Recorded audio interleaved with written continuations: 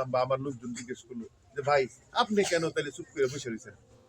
কয় ভাই সবই ঠিক আছে, মঞ্জু ভাই তো ভালো মানুষ, উনি আমার 7টা মামলা হাইকোর্টেতে খারিজ করে দিছে, খারিজ করে আমারে এই মামলা থেকে বাঁচাই দিছে। আমি যতবার ওনার কাছে গেছি, আমার মেয়ের ট্রান্সফার, আমার বউয়ের ট্রান্সফার, আমার বউ সরকারি স্কুলে চাকরি করে, হ্যাঁ দিছে নিয়ে ওই ভুলতা ওইখান থেকে আমি যখন বলছি উনি আমাকে দ্রুত 1 সপ্তাহ সময়ের মধ্যে ট্রান্সফার করে আমার বাড়ির লোক এনে দিছে। তো আমি বললাম তাইলে তারপরে অভিমান না কেন? এই যে নির্বাচনটা আইলো, একটা টেলি বন্ধ করলো না আমারে। দোষ নাম্বার 2, এটা হচ্ছে দোষ নাম্বার 2। এখন আমি ওনাকে প্রশ্ন করবো দূরে থাক, আমি আসলে হাসমুনা কান মুড়ে বুঝে পাইতেছি 2,84,000 সামথিং ভোট, এটা কি একটা মানুষের পক্ষে সম্ভব জনে জনে গিয়া বলা? তারপরে তো অক্লান্ত পরিশ্রম উনি করে যাচ্ছেন। আপনারা দেখেন সকাল 6টার সময় বেরোয়, রাত 2টা 3টার সময় বাসায় যায়, তারপরে উনি চেষ্টা করছেন সকলের সাথে কোনো না কোনো ভাবে একটু যোগাযোগ করার জন্য।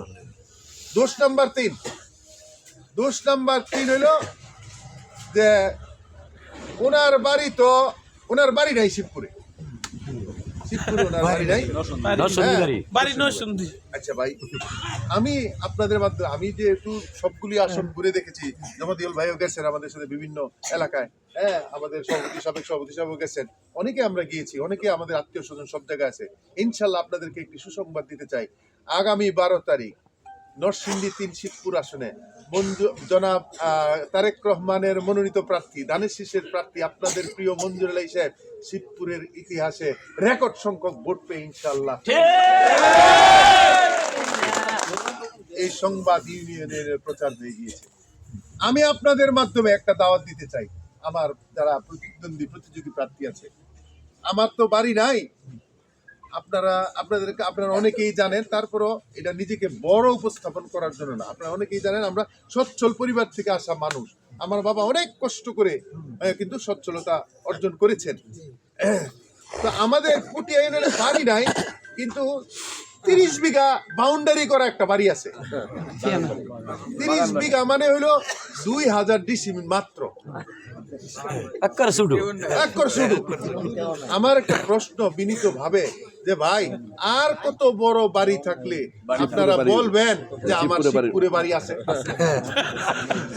আচ্ছা ঠিক আছে, যদি এখন একটা কথা হইতে পারে বলে বাড়ি করলে দাওয়াত দিয়ে খাওয়ান লাগে না, না খাওয়াইলে কয় বলে হ্যাঁ এত সুন্দর বাড়ি করলে, এই জন্য মনে হয় যে কয় যে আপনার বাড়ি।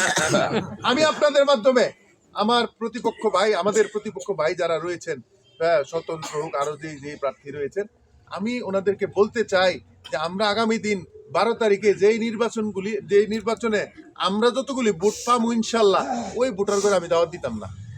আমরা যেই ভোটগুলি পাইতাম না, যেই ভাইরা কইছে যে আমগো বাড়ি নাই, হ্যাঁ করে আমরা ইনশাল্লাহ একদিন ডাইক্কা আমার বাড়িতে এক সিটিং এ বসায় ইনশাল্লাহ আমরা মেহমানি খাওয়াই দিব।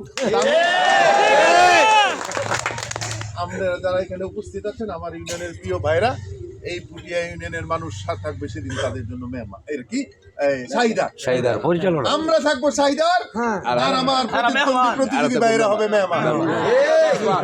এখন দেখার প্রশ্ন হলো যে ভাই আপনারা কত লোক আসতে পারেন। ইনশাল্লাহ আপনাদেরকে কথা দেই, আমার বাগান, আমার যে বাড়ি রয়েছে শিবপুরে, সেই বাড়ি আপনারা যে ভোটগুলি পাবেন, আমি আপনাদেরকে নিয়ে আত্মবিশ্বাসের সাথে বলতে চাই এই বাগান বাড়িটা আপনারা ভরতে পারবেন না, ইনশাল্লাহ। সেই বাস্তবতায় আমি আল্লাহর কাছে সেই দাওয়াত যেন আমি যথাযথভাবে দিতে পারি, আমি আপনাদেরকে নিয়ে আল্লাহর দরবারে ফরিয়াদ করি যে আল্লাহ আমাকে এই মেহমানদারি করার সুযোগটা দিয়েছে। আপনারা কি চান না? তো এখন সর্বশেষ একটি কথা আমরা বলতে চাই, দেখেন পুটিয়া এবং আইবপুরে বিশেষ করে এই দুইটা অঞ্চলে যেখানে আমার দাদার বাড়ি পুটিয়া, আমার নানার বাড়ি পুটিয়া, সেই বাস্তবতা আপনার আন্তরিকতার স্বার্থে, ধানের শীষের স্বার্থে, বেগম খালেদা জিয়ার স্বার্থে আমি মনে করি 99.99% ঐক্যবদ্ধ হয়েছেন। 0.001% মানুষ পরে শুনি কিছু মানুষ আছে আগে বলে ধানের শীষ করতো, কি কারণে কি অভিমানে যে করে এই জিনিসটা আমরা এখনো খুঁজে পাই না। আপনারা মুরব্বী আছেন, আমার চাচার বয়সের, বাবার বয়সের মানুষ আছেন, দয়া করে আমার যে বাইরে আছে ওনাদেরকে একটা প্রশ্ন আমার পক্ষ থেকে করেন যে ভাই কোন দুঃখে, কোন বাস্তবতায় তোমরা আমাদের সাথে নাই, তোমরা যে অন্য একটা স্বতন্ত্র বা অন্য একটা প্রার্থীর পক্ষে করো, আমাদের যদি কোনো দোষ ত্রুটি থাকে তো বলো, আমি তোমার প্রার্থীর সামনে নিয়ে আইসা মা বইসা হয়। আপনারা কি বিশ্বাস করেন না? আপনারা যদি মঞ্জুর আলাই সাহেবকে বলেন, বলে ভাই আমার বাড়ির এখানে একটা সমস্যা আছে বা একটা কিছু আছে, 1 ঘন্টার মধ্যে আপনাকে আমার সামনে দেখতে চাই, উনি কি আসবেন আপনাদের কাছে? আপনাদের সন্তান, আমি বিশ্বাস করি আপনারা সেইভাবে আত্মবিশ্বাসী যে আপনাদের সেই অধিকার রয়েছে, সেই অধিকারের প্রশ্নে আপনারা যখন তাকে ডাকবেন, সে আপনাদের সামনে 1 ঘন্টার মধ্যে উপস্থিত হইতে বাধ্য।